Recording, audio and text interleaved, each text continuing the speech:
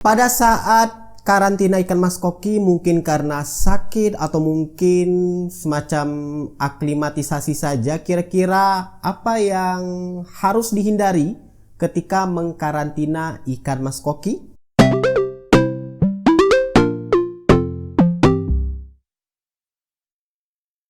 Halo gan, salam Iwa Buncit. Ya, ketemu lagi dengan admin Iwa Buncit di channel ya Iwa Buncit. Kalau kamu ngerasa familiar ngeliat admin di channel lain, ya mungkin itu salah satu channel admin yang sedang admin garap, atau mungkin channel yang sudah lama banget nggak admin upload lagi. Ya, kali ini admin akan coba ngebahas soal karantina. Ya, salah satu kegiatan dari penghobi ikan mas koki yang sepertinya bakal kejadian ya, karena ya namanya juga makhluk hidup, pasti ketemu yang namanya sakit. Jangankan ikan, kita aja yang peliharanya juga pasti ketemu yang namanya sakit. Nah, bedanya kalau sakit di manusia itu, kalau sakit minum obat, beli ke warung, kalau nggak mempan bisa datang ke dokter terdekat, atau mungkin kalau sudah parah banget bisa di opname. Nah, kalau ikan, contohnya ikan mas koki itu ya harus dikasih perlakuan khusus seperti karantina. Nah, kira-kira apa yang sebaiknya dihindari ketika mengkarantina ikan mas koki? Ya, sebenarnya ada beberapa hal yang perlu kamu hindari, tapi sebenarnya ini juga standar aja, dasar-dasar aja. Tapi ya mungkin beberapa dari kamu justru melakukan sebaliknya, sehingga bukannya ikan mas koki tambah sehat, justru tambah stres, tambah sakit, dan ujung-ujungnya mati. Oke, yang pertama adalah pada saat kamu mengkarantina, pastikan menggunakan wadah yang luas, yang besar. Ini juga admin alami ketika di awal-awal pelihara ikan mas koki, ngasih tempat wadah atau ya tempat karantina untuk ikan mas koki itu terlampau kecil ya. Jadi cuman ngepas-ngepas aja dengan ukurannya. Sebaiknya kalau kamu, apalagi kalau punya budget, punya wadah yang nggak kepake yang luas, semisal kayak semacam kontainer, baskom kontainer yang bentuknya persegi itu, persegi panjang, balok, itu lebih bagusnya tempat seperti itu. Karena dengan tempat yang semakin luas untuk karantina, ya jumlah ikan yang kamu masukkan bisa lebih banyak, atau mungkin ikannya sendiri kalau misalkan cuma satu ekor yang dikarantina, itu ikan bisa berenang ke sana kemari, jadi dia lebih leluasa walaupun pada saat itu dikarantina, tapi dia nggak ngerasa seperti penjara. Nggak ngerasa sesuatu yang beda banget dengan tank utamanya. Jadi kalau kamu mau karantina, pastikan kamu punya tempat atau wadah yang luas, atau setidaknya kalau kamu nggak bisa punya ya wadah-wadah kontainer, karena admin cek juga di toko online kontainer plastik seperti itu lumayan harganya. Bisa kamu gunakan box styrofoam yang nggak kepake. Biasanya kalau kamu beli ikan itu biasanya dikasih box styrofoam, atau juga kamu bisa gunain semacam plastik yang ditaruh di dalam wadah kardus yang agak kuatan. Itu bisa kamu bikin wadah, atau mungkin bisa gunakan baskom yang besar.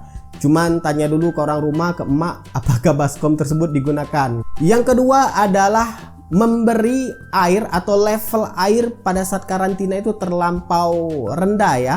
Ya memang sih ada beberapa kondisi yang justru ngebuat atau nyuruh kita untuk memberikan air selevel tinggi ikannya aja, setinggi dorsalnya aja.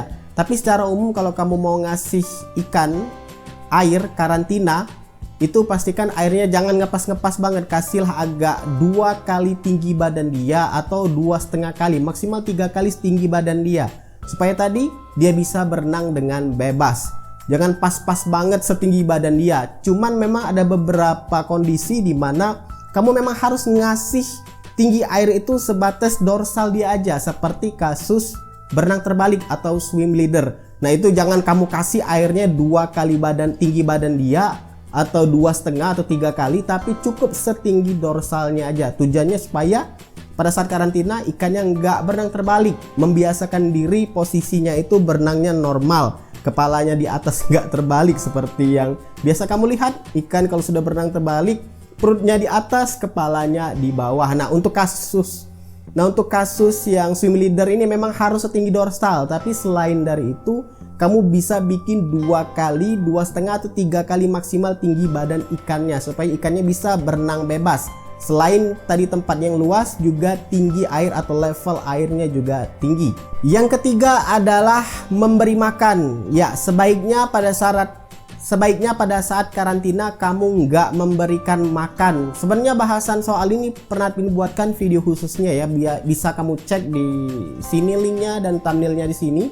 Jadi pada saat karantina itu sebenarnya nggak perlu kamu kasih makan, karena biasanya karantina itu 3 hari 4 hari biasanya, dan dalam jangka 3-4 hari itu ikan mas koki nggak dikasih makan nggak apa-apa. Sekaligus juga kita mengistirahatkan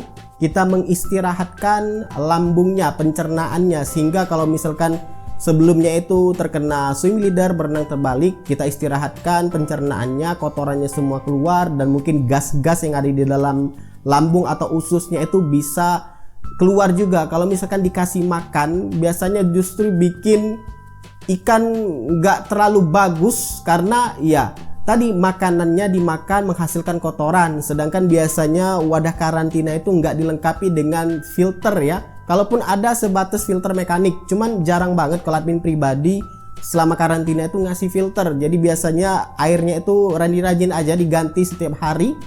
Kemudian bersihkan kotorannya kalau misalkan dia ngeluarin kotoran. Cuman kalau dikasih makan tadi kan dia bakal ngeluarin kotoran. Maka dari itu jangan dikasih makan untuk selama masa karantina, kecuali kalau karantinanya di atas 1 minggu, boleh deh kamu kasih makan. Itu aja, jangan kasih banyak seperti kamu ngasih pada saat dia sehat. Yang keempat adalah mencampurkan ikan yang jenis penyakitnya beda ya. Jadi misal nih, ada ikan yang sedang kamu karantina di wadah A, itu sedang karantina karena habis digigitin kutu.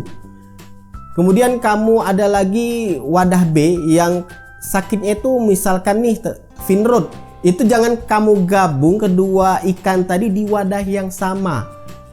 Mungkin tujuannya supaya menghemat air, apalagi buat admin contohnya yang susah air di sini, atau mungkin buat kamu yang nggak mau repot, gabungin aja deh, kan sama-sama sakit juga. Itu sebaiknya jangan, karena bisa aja penyakit fin rot tadi justru menyerang ikan mas koki yang kena habis gigitan kutu, yang awalnya cuman untuk penyembuhan fisiknya aja, dari habis kena gigit kutu itu nambah perkara dengan penyakit fin rot yang baru. Jadi pisahkan antara ikan yang sakitnya beda, dan ini sudah pernah bahas di video khususnya juga, bisa kamu cek untuk lengkapnya di sini, thumbnailnya di sini. Jadi ingat, jangan digabung dua ikan dengan penyakit yang beda, kecuali kalau penyakitnya sama kamu bisa gabung. Nah, yang kelima adalah bolak-balik memasukkan ikan ke wadah karantina, kemudian kamu pindahkan lagi ke akuarium utama, kemudian balik lagi ke karantina.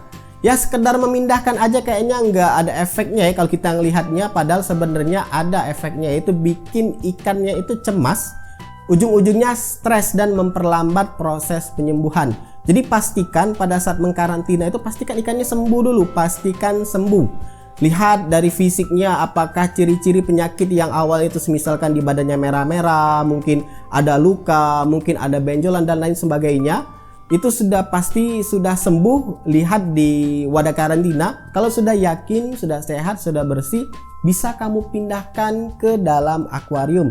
Dan lebih bagusnya lagi, kalau kamu mau main aman, bisa diaklimatisasi dulu. Jadi jangan langsung buru-buru dipindahin. Tapi sih biasanya karena air di dalam ruangan yang sama, misalkan nih kamu karantina di dalam kamar atau di ruang tamu, atau mungkin di tempat khusus yang akuarium utamanya juga di ruangan yang sama, biasanya suhu airnya masih sama ya, kecuali kalau kamu naruh di ruangan kamar, mungkin di ruang tamu, mungkin di dapur, naruh tempat wadah karantina, kemudian akuariumnya itu ada di teras yang mana kena air hujan dan lain sebagainya. Itu bagusnya kamu aklimatisasi dulu supaya ikannya nggak terkejut, nggak stres. Nah, untuk penjelasan aklimasi dan aklimatisasi bisa kamu cek juga di sini. Ya, di channel ini sebenarnya sudah banyak banget ngebahas soal ikan mas koki, yang beberapa itu admin sendiri ngalamin, kebanyakan sih memang seperti itu, jadi admin sudah buatkan videonya. Rajin-rajin aja ngecek di channel ini apa yang kamu biasanya tanyakan, butuhkan, ya biasanya sudah ada di channel ini. Yang keenam adalah pemberian obat terlampau banyak, ya ujung-ujungnya overdosis. Pemberian obat ini umumnya ya, obat yang digunakan adalah obat biru dan obat kuning. Sebenarnya kalau kedua obat tadi masih terbilang aman lah ya, khususnya untuk obat biru.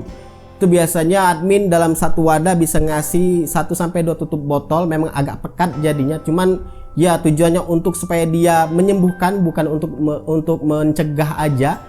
Jadi kalau misalkan sudah ada keterangan di wadah obatnya, misalkan 1 tutup botol atau mungkin maksimal 2 tutup botol, ikuti aja aturan pakainya. Dan biasanya juga dikasih tahu untuk 1 tutup botol obat yang kamu gunakan itu dia untuk berapa liter air, atau mungkin misalkan kamu gunakan obat semacam Tetrasan B atau tetrasiklin untuk Vinrod, itu juga ada ketentuannya karena dosis untuk tetrasiklin itu tinggi ya, itu obat sebenarnya buat manusia. Jadi jangan disalahgunakan, mungkin kelihatannya kayak dikit aja dimasukin ngerasa kurang, itu bahaya. Kalau misalkan berlebih bikin hati dan ya bikin hati ikan mas koki tersebut rusak karena obat kimia tadi. Jadi gunakanlah obat sesuai dengan dosis takarannya, termasuk untuk obat kutu juga ya. Obat kutu itu ada yang admin lihat kalau nggak keliru di grup ya atau di televisi, itu ikan koinya pada mati banyak banget, dan juga ada beberapa penghobi ikan mas koki lain juga yang mati ikannya, bukan orangnya, ikannya, setelah dikasih obat membasmi kutu.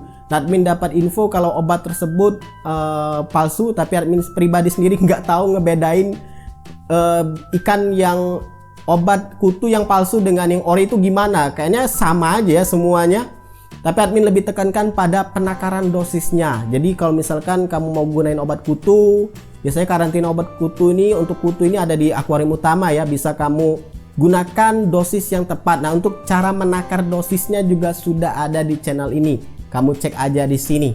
Jangan sampai kebablasan nuangin obat kutu kayak nuangin micin. Jangan seperti itu. Jadi dia tuh ada takarannya supaya ikan kamu nggak overdosis. Yang ketujuh adalah merubah suhu air yang terlampau beda. Misalkan nih sebelumnya suhu air itu suhu ruangan ya. Biasa suhu ruangan nih kalau di sini itu sekitar 28, 29 ya, kira-kira seperti itu. Palembang panas soalnya. Jadi kalau misalkan kamu ganti dengan air yang lebih dingin daripada itu, misalkan 22, mungkin ya kita nggak tahu ya, kalau mungkin kamu punya stok air di kulkas daripada nggak kepake kamu jadiin air untuk karantina, itu kan dingin. Itu jangan langsung tiba-tiba seperti itu. Jadi gunakan air yang suhunya sama atau nggak terlampau beda dengan air yang sebelumnya. Lebih bagus lagi kalau air tersebut kamu endapkan terlebih dahulu. Kalau nggak mau repot, mau endap-endapkan, kamu bisa gunakan air galon ya, air kang galon yang biasa kamu beli Rp5.000, sekarang sudah naik jadi Rp6.000 kalau di sini.